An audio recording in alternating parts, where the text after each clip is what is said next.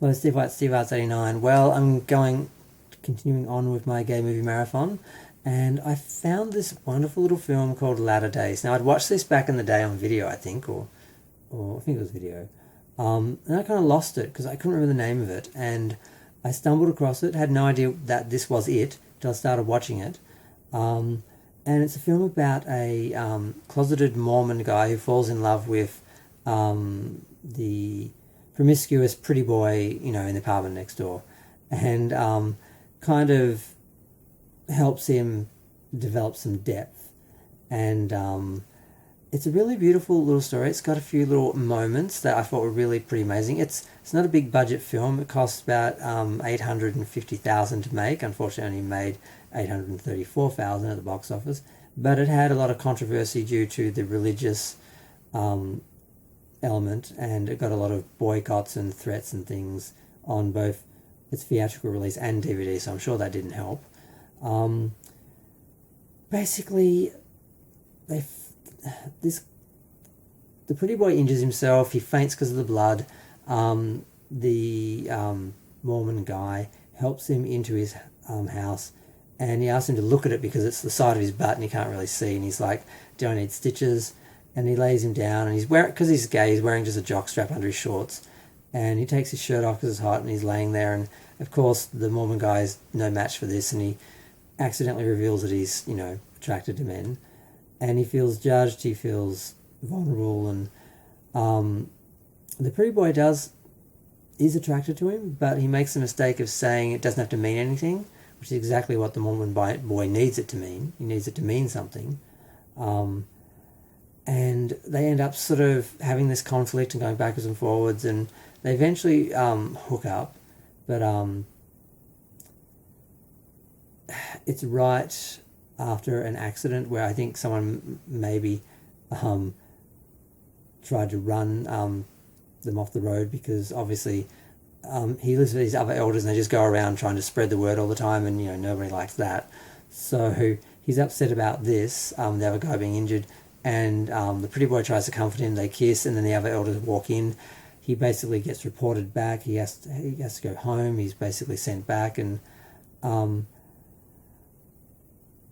to make himself a better person. Sort of just before this, the pretty boy starts doing charity work, and he delivers food to AIDS patients. And he meets one of them, really hot. He's actually really hot, even though he's totally made up to be really sick.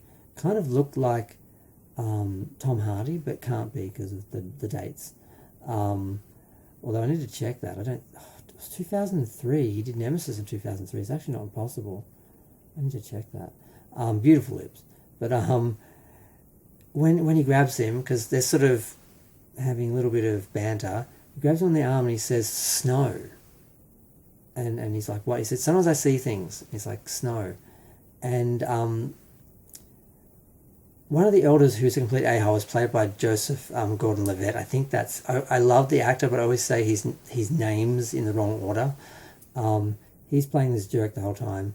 And when the pretty boy goes over to him and wants to speak to the Mormon boy, he's like, "They sent him back because of you," basically. And he drags him outside and confronts him, because he's like, he's got a broken arm from being hit by the car. And he's like, basically, you've got one arm. You're not gonna, you're not gonna beat me.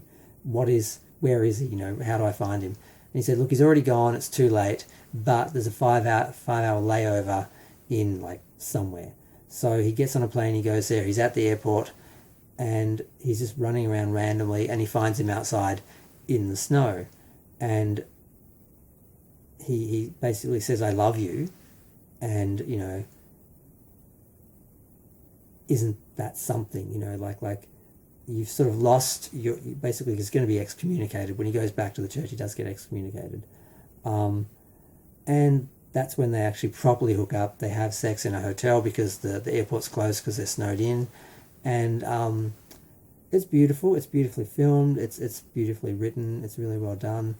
But then the next morning, he wakes up and he's gone, because he still has to go back and face the Mormon council or whatever they are. They excommunicate him, and his dad is on the board, and he's, of course, mortified and disgusted. Then we show him trying to call the family. He tracks him down. He calls the mother. The mother basically tells him to go to hell.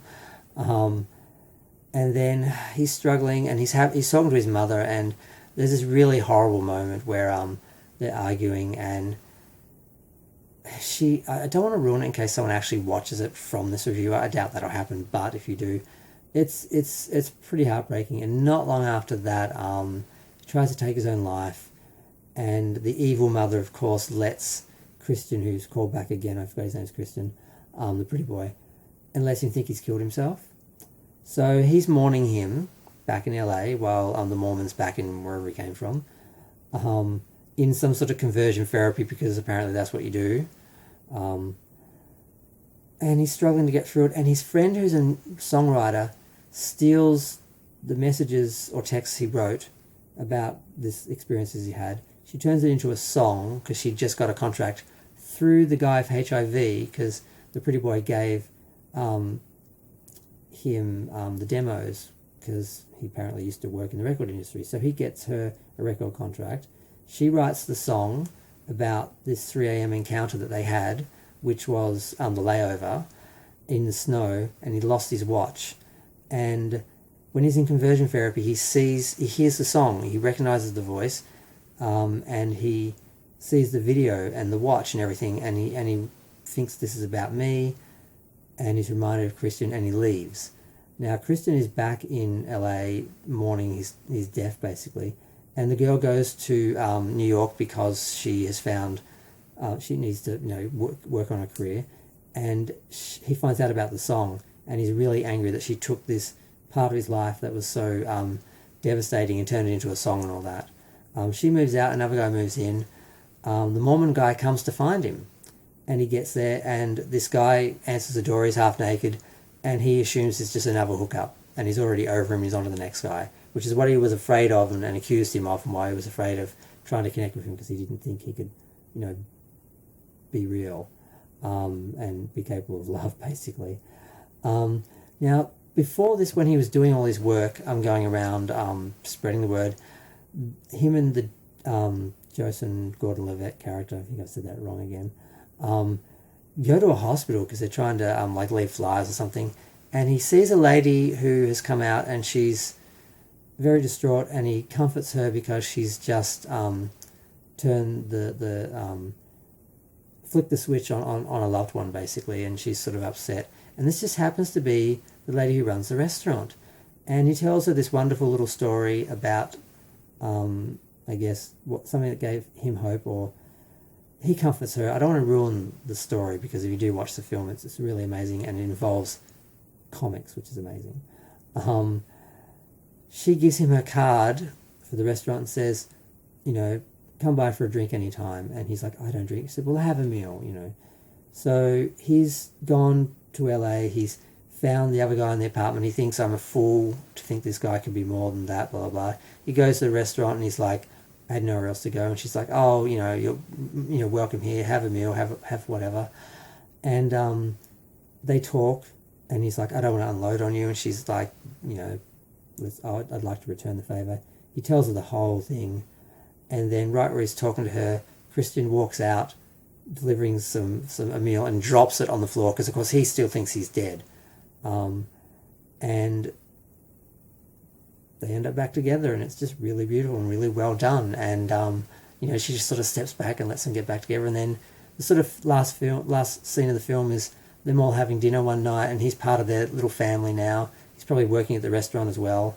And it was just a really beautiful film, and I really loved it. It was an hour and 50 minutes, so it wasn't short. It didn't scrimp. It really took time to sort of work with the characters. And there are some fairly strong scenes, like the scene where he's going to kill himself. You don't know right away if he has or not.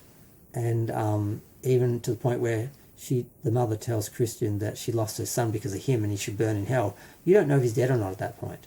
So they played a few scenes really well. The confrontation with the mother and the son is really well acted. Like sometimes actors don't really let the other know what they're doing, so the reactions can be real on that. And I'm wondering if that was one of those scenes, because it was so well acted and not very honest. And this is a really great film. I'm just glad I found it because I lost it. And if you're a film lover and you spend a lot of time watching videos in the 90s, there's a lot of movies that you lost when the video stores closed down and some things didn't go to DVD, or even if they did, you still just didn't find them. So this is one of those little lost gay films that I loved back in the day, and now I found it, now I have it. And yeah, it's really great. Feel free to comment, subscribe, let me know what you think of the film if you've seen it. If you haven't, you really should. It's a really good one. It's a little cheap. It feels a little, direct to video, but it is still shot fairly well and acted well, and it's really well written and really has a good heart, and I really love it. I'm so glad I found it, and I'm going to go on to the next one.